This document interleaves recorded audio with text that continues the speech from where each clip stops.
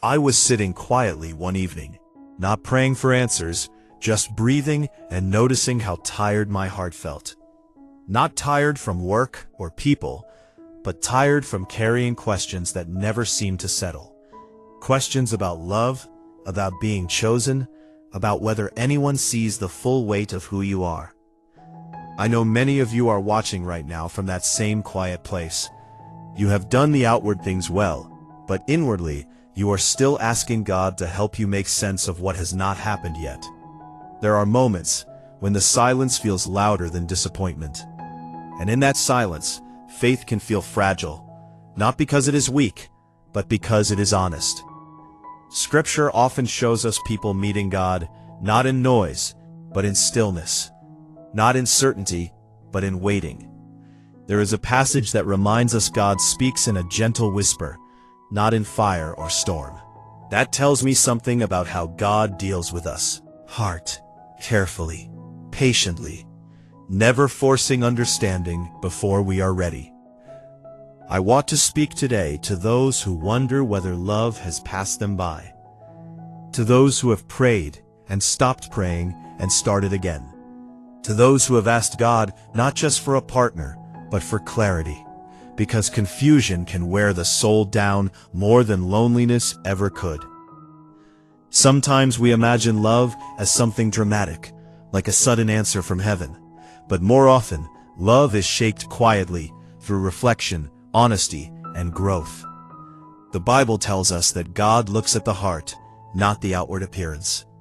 That truth applies not only to how God sees you, but to how relationships are formed under His care. Love that lasts is not rushed. It is not built on fantasy. It is shaped by prayer that asks not for possession, but for wisdom. When someone prays sincerely about commitment, it is rarely about romance alone. A mirror, a place where motives are examined, where fear and hope sit side by side, and where God often answers by revealing truth, not outcomes. I want you to understand something clearly. Prayer is not a tool to secure a future spouse. Prayer is where God aligns hearts with reality.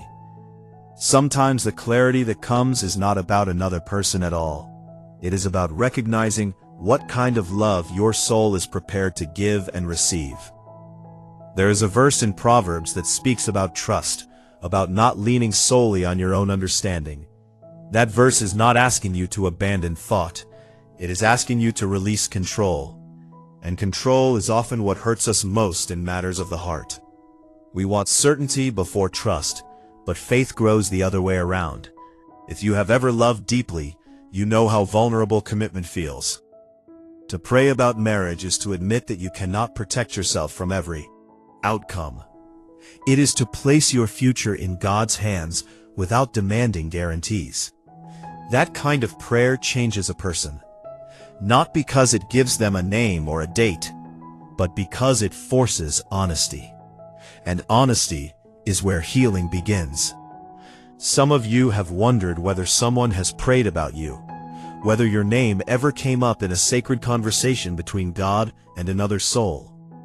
I want to gently shift that question, because the deeper issue is not whether someone prayed about choosing you. It is whether you are becoming the person who can love well without losing yourself. Scripture tells us that love is patient and kind, but it also tells us that love does not insist on its own way. That is a hard truth, especially for those who have spent years hoping quietly, waiting without asking too much of anyone.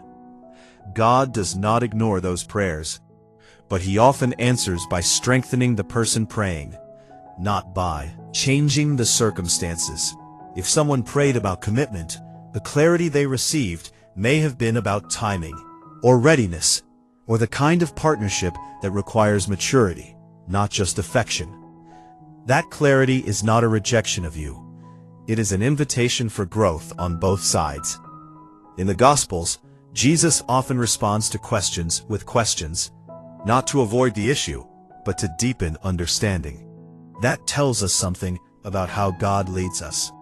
He is more concerned with who we are becoming than with what we are acquiring. Love that is rooted in faith does not rush toward ownership. It moves toward stewardship.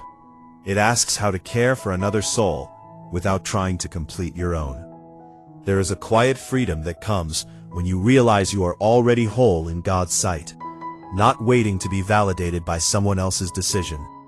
The psalmist speaks of being known fully by God. Thought. Every hidden fear. Every hope you have not said out loud. If God knows you that deeply and still calls you worthy of love, then no unanswered prayer can diminish your value. Sometimes the most merciful answer God gives is clarity that slows us down, clarity that prevents us from building a future on longing alone. I have seen people rush into commitment because they were afraid of waiting, and I have seen the wounds that come from that fear. God's timing is not about delay for delay's sake. It is about preparation that protects the heart. You may not see what is being shaped right now, but Scripture reminds us that seeds grow underground before they ever break the surface. Nothing visible, nothing impressive, just quiet work. That is often how God works in us. If you feel overlooked, remember that many of the people God used most powerfully were unseen for long seasons. Forgotten in the field, Joseph was hidden in prison. Even Jesus lived most of his life outside the public eye. Waiting is not wasted when God is involved. It is formative. If someone has prayed about marriage and clarity came, trust that God spoke with wisdom and compassion, not to elevate one person over another, but to guide both hearts toward health. Clarity does not mean finality. It means understanding what is true in this moment, and moments change as people grow. The book of Ecclesiastes reminds us there is a time for everything, not everything at once, not everything when we want it, but everything in its season. Learning to trust that truth is one of the hardest spiritual disciplines, because it requires patience without passivity, hope without obsession, faith without forcing outcomes. Some of you are carrying quiet shame, wondering if you are too much or not enough. Say this plainly: God does not shape souls carelessly. Your sensitivity, your depth, your longing for meaningful connection, these are not flaws. They are signs of a heart capable of deep love. But even good qualities need wisdom to guide them. Otherwise, they turn inward and become sources of pain.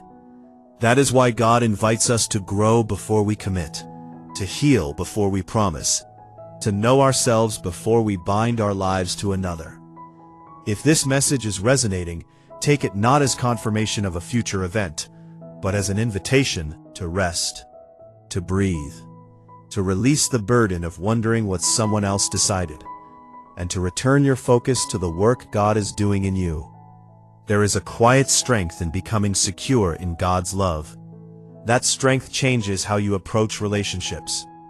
You no longer need them to save you. You are free to choose them. Jesus spoke about building on a solid foundation, not because storms might come, but because they will.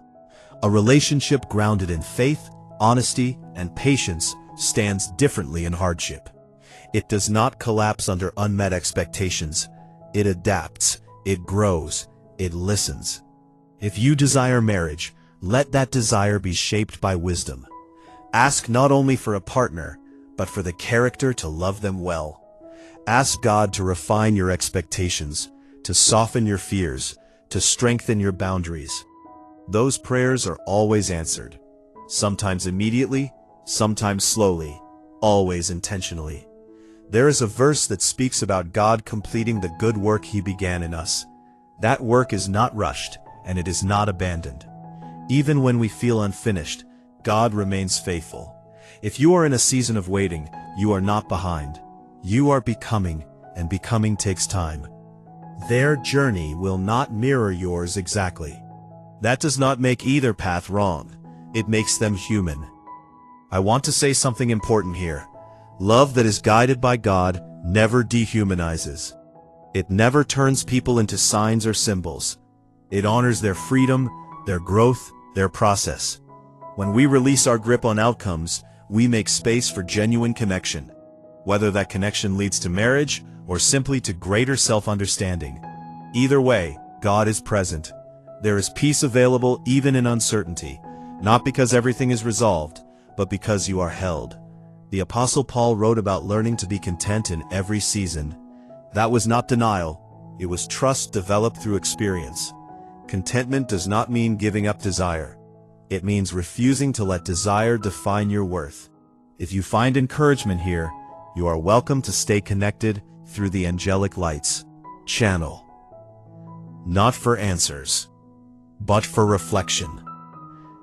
For reminders that faith is lived one day at a time. Before I close, I want to speak gently to your heart. You are not forgotten. You are not delayed. You are not unworthy of commitment. You are in process, and process is sacred. If you feel led, you can leave a word of gratitude or hope in the comments.